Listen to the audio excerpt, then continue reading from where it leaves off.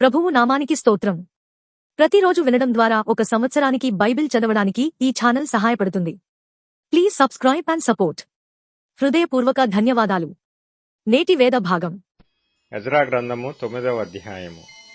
ఈ సంగతులు సమాప్తమైన తరువాత పెద్దలు నా యొద్దకు వచ్చి, ఇశ్రాయేలీయులను, యాజకులను, లేవీయులను, కనానీయులు, హిత్తీయులు, పెరిజ్జీయులు, యెబూసీయులు, అమ్మోనీయులు, మోయాబీయులు, ఐగుప్తీయులు, అమోరీయులు అను దేశపు జనములలో నుండి తమను తాము వేరుపరుచుకొనక వారు చేయు అసహ్యమైన కార్యములను తామే చేయుచు, వారి కుమార్తెలను పెండ్లి చేసుకొనుచు, తమ కుమారులకును తీసుకొనుచు పరిశుద్ధ సంతతిగా ఉండవలసిన తాము ఆ దేశపు జనులతో కలిసి కొనిన వారైరి.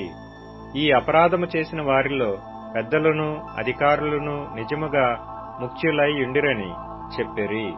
నేను ఈ సంగతి విని నా వస్త్రమును పై దుప్పటిని చింపుకొని నా తల వెంట్రుకలను నా గడ్డపు వెంట్రుకలను పెరికివేసుకొని విభ్రాంతిపడి కూర్చుంటిని. చెరపట్టబడిన వారి అపరాధమును చూచి ఇశ్రాయేలీల దేవుని మాటకు భయపడిన వారందరూ నా యొద్దకు కూడి వచ్చిరి. నేను విభ్రాంతిపడి సాయంత్రపు అర్పణ వేళ వరకు కూర్చుంటిని. సాయంత్రపు అర్పణ వేళను శ్రమ తీరగా నేను లేచి నా వస్త్రమును పై దుప్పటిని చింపుకొని మోకాళ్ల మీద పడి నా దేవుడైన యెహోవా తట్టు చేతులెత్తి, నా దేవా, నా దేవా, నా ముఖము నీ వైపు ఎత్తుకొనుటకు సిగ్గుపడి ఖిన్నుడనై ఉన్నాను. మా దోషములు మా తలలకు పైగా హెచ్చియున్నవి. మా అపరాధము ఆకాశమంత ఎత్తుగా పెరిగియున్నది. మా పితరుల దినములు మొదలుకొని నేటి వరకు మేము మిక్కిలి అపరాధులము. మా దోషములను బట్టి మేమును, మా రాజులను, మా యాజకులను అన్యదేశముల రాజుల వశమునకును, ఖడ్గమునకును, చెరకును, దోపునకును నేటి దినమున నున్నట్లు అప్పగింపబడుట చేత మిగుల సిగ్గు నొందిన వారమైతిమి. అయితే ఇప్పుడు మా దేవుడు మా నేత్రములకు వెలుగిచ్చి మా దాస్యములో నుండి మమ్మను కొంచెము తెప్పరిల్ల చేయునట్లుగాను, మాలో ఒక శేషము ఉండనిచ్చినట్లుగాను, తన పరిశుద్ధ స్థలమందు మమ్మను స్థిరపరచునట్లుగాను మా దేవుడైన యెహోవా కొంత మట్టుకు మా ఎడల దయచూపియున్నాడు. నిజముగా మేము దాసులమైతిమి. అయితే మా దేవుడైన యెహోవా మా దాస్యములో మమ్మను విడువక పారసీక దేశపు రాజుల ఎదుట మాకు దయ కనుపరిచి, మేము తెప్పరిల్లునట్లుగా మా దేవుని మందిరమును నిలిపి దాని పాడైన స్థలములను తిరిగి బాగుచేయుటకును, యూదా దేశమందును యెరూషలేము పట్టణమందును మాకు ఒక ఆశ్రయమునిచ్చుటకును కృప చూపించితివి. మా దేవా, ఇంత కృప నొందిన తరువాత మేమేమి చెప్పగలము? నిజముగా ప్రవక్తలైన నీ దాసుల ద్వారా నీవిచ్చిన ఆజ్ఞలను మేము అనుసరింపకపోతిమి గదా. వారు మీరు స్వతంత్రించుకొనబోవు దేశము, దాని నివాసుల అపవిత్రత చేతను, వారు చేయు అసహ్యమైన వాటి చేతను అపవిత్రమాయెను. వారు జరిగించిన అసహ్యమైన వాటి చేత ఆ దేశము నలుదిక్కుల నిండినదాయెను. కాబట్టి మీరు మీ కుమార్తెలను వారి కుమారులకియ్యకుడి, వారి కుమార్తెలను మీ కుమారుల కొరకు పుచ్చుకొనకుడి. మరియు వారి క్షేమ భాగ్యములు కలుగవలెనని మీరు ఎన్నటికిని కోరకుండిని ఎడల మీరు బలముగా నుండి ఆ దేశము యొక్క సుఖములను అనుభవించి మీ పిల్లలకు నిత్య స్వాస్థ్యముగా దానిని అప్పగించెదరని చెప్పిరి. అయితే మా దుష్క్రియలను బట్టియు మా గొప్ప అపరాధములను బట్టియు ఈ శ్రమలన్నీయు మా మీదికి వచ్చిన తరువాత మా దేవుడవైన నీవు మా దోషములకు రావలసిన శిక్షలో కొంచెమే మా మీద ఉంచి మాకు ఈ విధముగా విడుదల కలుగజేయగా, మేము నీ ఆజ్ఞలను మీరి ఈ అసహ్య కార్యములను జరిగించిన జనులతో సంబంధములు చేసుకొనిన ఎడల మేము నాశనమగు వరకు శేషమైనను లేకుండునట్లును, తప్పించుకొనుటకు సాధనమైనను లేకుండునట్లును నీవు కోపపడుదువు గదా. యెహోవా, ఇశ్రాయేలీల దేవా, నీవు నీతిమంతుడవై ఉన్నావు. అందువలననే నేటి దినమున ఉన్నట్లుగా మేము శేషించి నిలుచుచున్నాము. చిత్తగించుము, మేము నీ సన్నిధిని అపరాధులము గనుక అర్హులము కామని ప్రార్థన చేసితిని. ఎజ్రా గ్రంథము 10వ అధ్యాయము. ఎజ్రా ఏడ్చుచు దేవుని మందిరము ఎదుట సాష్టాంగపడుచు పాపమును ఒప్పుకొని ప్రార్థన చేసెను. ఇశ్రాయేలీలలో పురుషులు, స్త్రీలు, చిన్నవారు మిక్కిలి గొప్ప సమూహముగా అతని యొద్దకు కూడి వచ్చి బహుగా ఏడ్వగా, ఏలాము కుమారులలో నొకడగు యెహీయేలు కుమారుడైన షెకన్య ఎజ్రాతో ఇట్లనెను: మేము దేశమందుండు అన్యజనములలోని స్త్రీలను పెండ్లి చేసుకుని మా దేవుని దృష్టికి పాపము చేసితిమి. అయితే ఈ విషయంలో ఇశ్రాయేలీయులు తమ నడవడి దిద్దుకొందురను నిరీక్షణ కద్దు. కాబట్టి ఈ పని ధర్మశాస్త్రానుసారముగా జరుగునట్లు ఏలినవాడవైన నీ యోచనను బట్టియు, దైవాజ్ఞకు భయపడు వారి యోచనను బట్టియు ఈ భార్యలను వారికి పుట్టిన వారిని వెలివేయించదమని మన దేవునితో నిబంధన చేసుకొనేదము. లెమ్ము, ఈ పని నీ అధీనములోనున్నది, మేమును నీతో కూడా నుందుము. నీవు ధైర్యము తెచ్చుకొని దీని జరిగించుమనగా ఎజ్రా లేచి ప్రధాన యాజకులను, లేవీయులను, ఇశ్రాయేలీలందరూ ఆ మాట ప్రకారము చేయునట్లుగా వారి చేత ప్రమాణము చేయించెను. వారు ప్రమాణము చేసుకొనగా ఎజ్రా దేవుని మందిరము ఎదుట నుండి లేచి ఎల్యాషీబు కుమారుడైన యెహోనాను యొక్క గదిలో ప్రవేశించెను. అతడు అచ్చటికి వచ్చి చెరపట్టబడిన వారి అపరాధమును బట్టి దుఃఖించుచు భోజనమైనను పానమైనను చేయకుండెను. చెర నుండి విడుదల నొందిన వారందరూ యెరూషలేమునకు కూడి రావలెనని యూదాదేశమంతటి యందును యెరూషలేము పట్టణమందును ప్రకటన చేయబడెను. మరియు 3 దినములలోగా ప్రధానులను పెద్దలను చేసిన యోచన చొప్పున ఎవడైనను రాకపోయిన ఎడల వాని ఆస్తి దేవునికి ప్రతిష్ఠితమగుననియు, వాడు విడుదల నొందిన వారి సమాజములో నుండి వెలివేయబడుననియు నిర్ణయించిరి. యూదా వంశస్థులందరూ బెన్యామీనీయులందరూ ఆ 3 దినములలోగా యెరూషలేమునకు కూడి వచ్చిరి. అది 9వ నెల. ఆ నెల 20వ దినమున జనులందరూ దేవుని మందిరపు వీధిలో కూర్చుని గొప్ప వర్షాల చేత తడియుచు ఆ సంగతిని తలంచుట వలన వణుకుచుండిరి. అప్పుడు యాజకుడైన ఎజ్రా లేచి వారితో ఇట్లనెను: మీరు ఆజ్ఞను మీరి అన్యస్త్రీలను పెండ్లి చేసుకుని ఇశ్రాయేలీయుల అపరాధమును ఎక్కువ చేసితిరి. కాబట్టి ఇప్పుడు మీ పితరుల యొక్క దేవుడైన యెహోవా ఎదుట మీ పాపమును ఒప్పుకొని ఆయన చిత్తానుసారముగా నడుచుకొనుటకు సిద్ధపడి దేశపు జనులను అన్యస్త్రీలను విసర్జించి మిమ్మును మీరు ప్రత్యేకపరుచుకొనియుండుడి. అందుకు సమాజకులందరూ ఎలుగెత్తి అతనితో ఇట్లనిరి: నీవు చెప్పినట్లుగానే మేము చేయవలసియున్నది. అయితే జనులు అనేకులయ్యున్నారు, మరియు ఇప్పుడు వర్షము బలముగా వచ్చుచున్నందున మేము బయట నిలవలేము. ఈ పని 1-2 దినములలో జరుగునది కాదు. ఈ విషయంలో అనేకులము అపరాధులము. కాబట్టి సమాజపు పెద్దలనందరినీ ఈ పని మీద ఉంచవలెను. మన పట్టణముల యందు ఎవరెవరు అన్యస్త్రీలను పెండ్లి చేసుకొనిరో వారందరూ నిర్ణయకాలమందు రావలెను. మరియు ప్రతి పట్టణము యొక్క పెద్దలను, న్యాయాధిపతులను ఈ సంగతిని బట్టి మా మీదికి వచ్చిన దేవుని కఠినమైన కోపము మా మీదికి రాకుండా తొలగిపోవునట్లుగా వారితో కూడా రావలెను అని చెప్పెను. అప్పుడు ఆశాహేలు కుమారుడైన యోనాతానును, తిక్వా కుమారుడైన యెహజ్యాయును మాత్రమే ఆ పనికి నిర్ణయింపబడిరి. మెషుల్లామును లేవీయుడైన షబ్బెతయ్యును వారికి సహాయులై ఉండిరి. చెర నుండి విడుదల నొందిన వారు అట్లు చేయగా యాజకుడైన ఎజ్రాయును, పెద్దలలో కొందరు ప్రధానులను వారి పితరుల ఇంటి పేర్లను బట్టి తమ తమ పేరుల ప్రకారము అందరినీ వేరుగా ఉంచి 10వ నెల మొదటి దినమున ఈ సంగతిని విమర్శించుటకు కూర్చుండిరి. మొదటి నెల మొదటి దినమున అన్య స్త్రీలను పెండ్లి చేసుకొనిన వారందరి సంగతి వారు సమాప్తము చేసిరి. యాజకుల వంశములో అన్య స్త్రీలను పెండ్లి చేసుకొని ఉన్నట్లు కనబడిన వారు ఎవరనగా, యోజాదాకు కుమారుడైన యేషూవ వంశములోను అతని సహోదరులలోను మైసేయాయు, ఎలీయేజరును, యారీబును, గెదల్యాయును.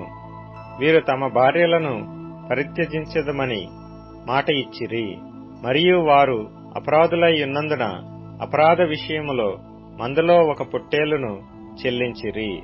ఇమ్మేరు వంశములో హనాని, జబద్యా, హారీము వంశములో మయసేయ, ఏలీయా, షమయా, యహీయేలు, ఉజ్జీయా.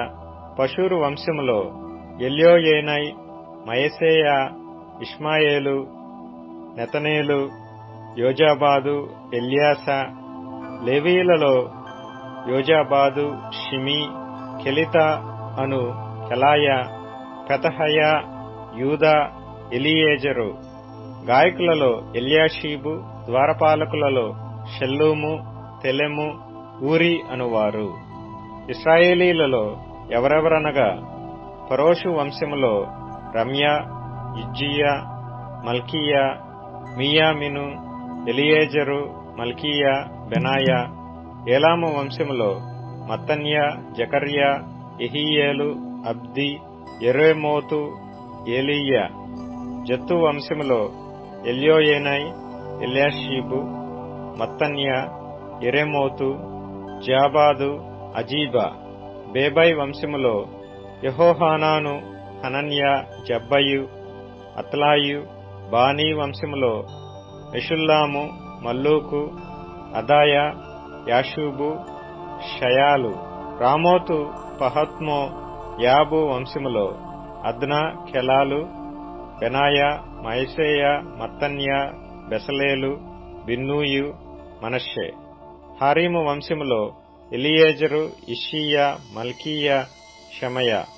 షిమ్యోను, బెన్యామీను, మల్లూకు, షమర్యా, హాషుము. హాషుము వంశములో మత్తెనై, మత్తత్త, జాబాదు, ఎలీపెలెటు, ఎరేమై, మనష్షే, షిమి. బానీ వంశములో మైదై, అమ్రాము, ఊయేలు. బెనాయా, బేద్యా, కెలూహు. వన్యా, మెరేమోతు, ఎల్యాషీబు. మత్తన్యా, మత్తెనై, యెహెసావు, బానీ, బిన్నూయు, షిమి.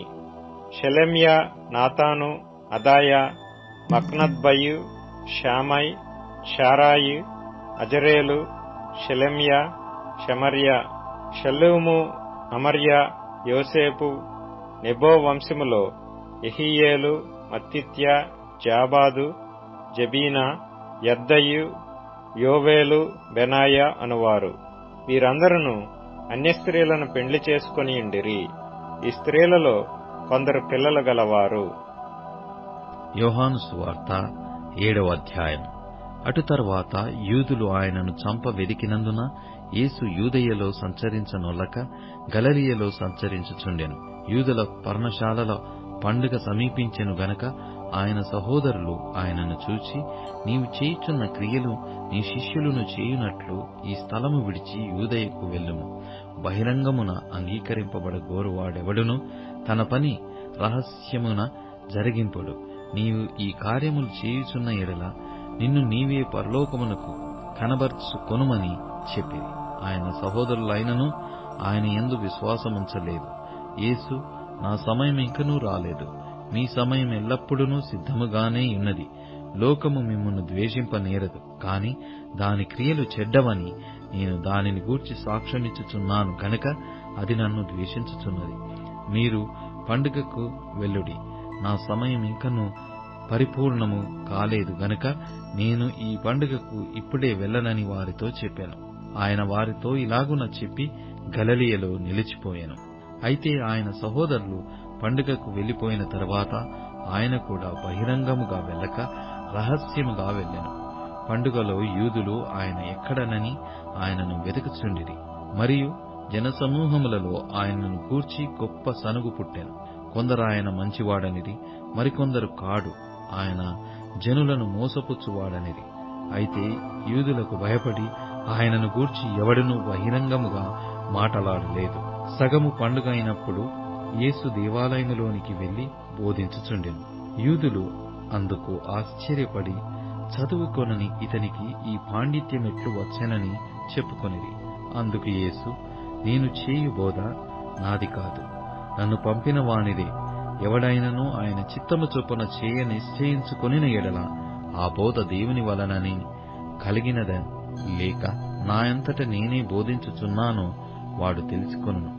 తనంతట తానే బోధించువాడు స్వకీయ మహిమను వెదుకును గాని నన్ను పంపిన వాని మహిమను వెదుకువాడు సత్యవంతుడు, ఆయన యందు ఏ దుర్నీతియు లేదు. మోషే మీకు ధర్మశాస్త్రము ఇయ్యలేదా? ఆయనను మీలో ఎవడును ఆ ధర్మశాస్త్రమును గైకొనడు. మీరెందుకు నన్ను చంపజూచుచున్నారని వారితో చెప్పెను. అందుకు జనసమూహము, నీవు దయ్యము పట్టినవాడు, ఎవడు నిన్ను చంపజూచుచున్నాడని అడగగా, యేసు వారిని చూచి, నేను ఒక కార్యము చేసేతిని, అందుకు మీరందరూ ఆశ్చర్యపడుచున్నారు. మోషే మీకు సున్నతి సంస్కారమును నియమించెను. ఈ సంస్కారము మోషే వలన కలిగినది కాదు, పితరుల వలననే కలిగినది. అయినను విశ్రాంతి దినమున మీరు మనుష్యునికి సున్నతి చేయుచున్నారు. మోషే ధర్మశాస్త్రము మీరకుండునట్లు ఒక మనుష్యుడు విశ్రాంతి దినమున సున్నతి పొందును గదా. ఇట్లుండగా నేను విశ్రాంతి దినమున ఒక మనుష్యుని పూర్ణ స్వస్థత గల వానిగా చేసినందుకు మీరు నా మీద ఆగ్రహపడుచు ఉన్నారేమి? వెలిచూపును బట్టి తీర్పు తీర్చక న్యాయమైన తీర్పు తీర్చుడనెను. యెరూషలేము వారిలో కొందరు, వారు చంప వెదుకువాడు ఈయనే కాడా? ఇదిగో, ఈయన బహిరంగముగా మాటలాడుచున్నను, ఈయనను ఏమనరు, ఈయన క్రీస్తని అధికారులు నిజముగా తెలుసుకునియుందురా? అయినను ఈయన ఎక్కడివాడో ఎరుగుదము. క్రీస్తు వచ్చునప్పుడు ఆయన ఎక్కడివాడో ఎవడునూ ఎరగడని చెప్పుకొనిది. కాగా యేసు దేవాలయములో బోధించుచు, మీరు నన్నెరుగుదురు, నేనెక్కడివాడనో ఎరుగుదురు. నా అంతట నేనే రాలేదు, నన్ను పంపినవాడు సత్యవంతుడు, ఆయనను మీరెరుగరు. నేను ఆయన యొద్ద నుండి వచ్చి తిని, ఆయన నన్ను పంపెను గనక నేను ఆయనను ఎరుగుదునని బిగ్గరగా చెప్పెను. అందుకు వారు ఆయనను పట్టుకొన యత్నం చేసిరి కాని ఆయన గడియ ఇంకనూ రాలేదు గనుక ఎవడునూ ఆయనను పట్టుకొనలేదు. మరియు జనసమూహములలో అనేకులు ఆయన యందు విశ్వాసముంచి, క్రీస్తు వచ్చునప్పుడు ఈయన చేసిన వాటికంటే ఎక్కువైన సూచక క్రియలు చేయునా అని చెప్పుకొనిది. జనసమూహము ఆయనను గూర్చి ఇలాగు సనుగుకొనుట పరిసయ్యులు వినినప్పుడు ప్రధాన యాజకులను పరిసయ్యులను ఆయనను పట్టుకొనుటకు బంట్రౌతులను పంపిరి. యేసు, ఇంకా కొంతకాలము నేను మీతో కూడా నుందును, తర్వాత నన్ను పంపిన వాని యొద్దకు వెలుదును. మీరు నన్ను వెదుకుదురు గాని నన్ను కనుగొనరు. నేనెక్కడ ఉందునో అక్కడికి మీరు రాలేరు అనెను. అందుకు యూదులు, మనము ఈయనను కనుగొనకుండునట్లు ఈయన ఎక్కడికి వెళ్లబోవుచున్నాడు? గ్రీసు దేశస్థులలో చెదిరిపోయిన వారి యొద్దకు వెళ్లి గ్రీసు దేశస్థులకు బోధించునా? నన్ను వెదుకుదురు గాని కనుగొనరు. నేనెక్కడ ఉందునో అక్కడికి మీరు రాలేరని ఆయన చెప్పిన ఈ మాట ఏమిటో అని తమలో తాము చెప్పుకొనుచుండిరి. ఆ పండుగలో మహాదినమైన అంత్యదినమున యేసు నిలిచి, ఎవడైనను దప్పికొనిన ఎడల నా యొద్దకు వచ్చి దప్పి తీర్చుకొనవలెను. నా యందు విశ్వాసముంచు వాడెవడో లేఖనము చెప్పినట్టు వాని కడుపులో నుండి జీవజల నదులు పారునని బిగ్గరగా చెప్పెను. తన యందు విశ్వాసముంచు వారు పొందబోవు ఆత్మను గూర్చి ఆయన ఈ మాట చెప్పెను. యేసు ఇంకనూ మహిమపరచబడలేదు గనుక ఆత్మ ఇంకనూ అనుగ్రహింపబడి ఉండలేదు.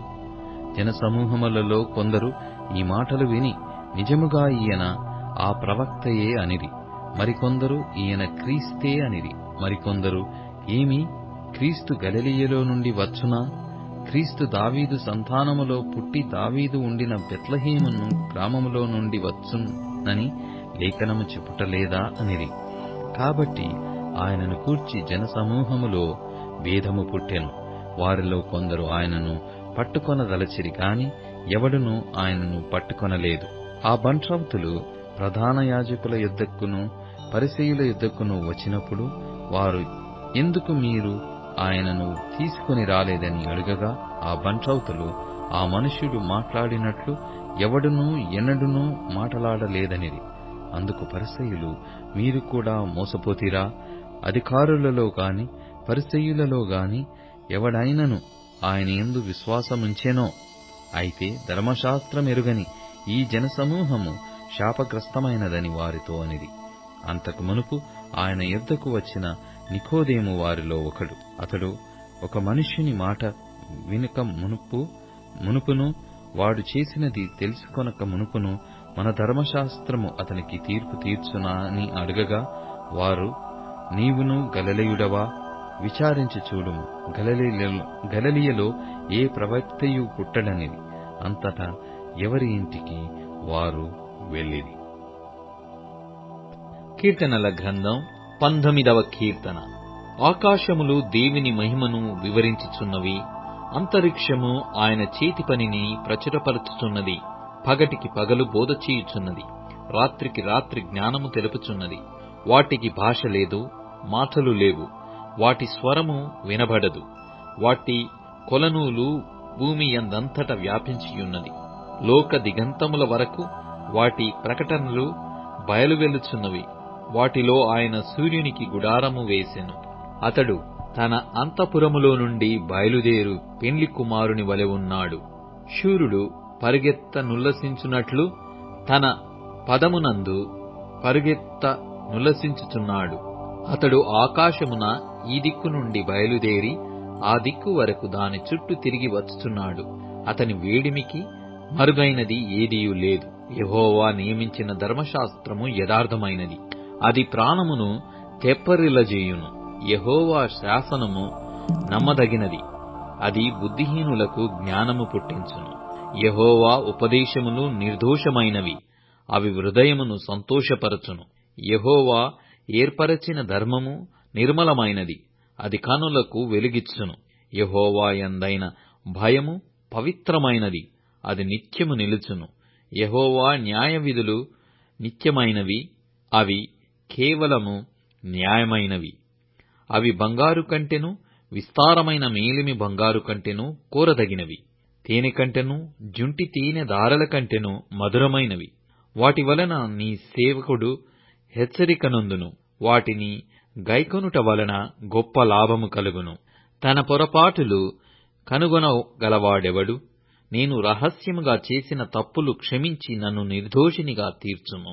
దురభిమాన పాపములలో పడకుండా నీ సేవకుని ఆపుము, వాటిని నన్ను ఏలనీయకుము. అప్పుడు నేను యథార్థవంతుడనై అధిక ద్రోహము చేయకుండా నిందారహితుడనగుదును. యెహోవా నా ఆశ్రయదుర్గమా, నా విమోచకుడా, నా నోటి మాటలును నా హృదయ ధ్యానమును నీ దృష్టికి అంగీకారములగునుగాక. ఇప్పుడు tune in, Spotify, Amazon music మరియు యూట్యూబ్ మ్యూజిక్ లో కూడా అందుబాటులో ఉంది. Please follow us.